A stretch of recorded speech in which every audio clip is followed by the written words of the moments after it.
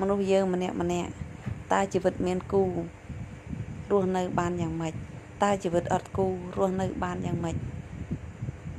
ទាំងពីរសំណួរនេះអាស្រ័យលើខ្លួនយើងជាអ្នកផ្ដល់ចម្លើយទៅលើសំណួរទាំងពីរនេះព្រោះថាពេលខ្លះជីវិតមិនគូក៏មិនអាចកំណត់ថាមានគូហើយមានក្តីសុខទាំងផ្លូវចិត្តផ្លូវកាយនោះទេហើយអត់គូក៏មិនអាចកំណត់បានថាមានក្តីសុខទាំងផ្លូវចិត្តផ្លូវកាយផងដែរ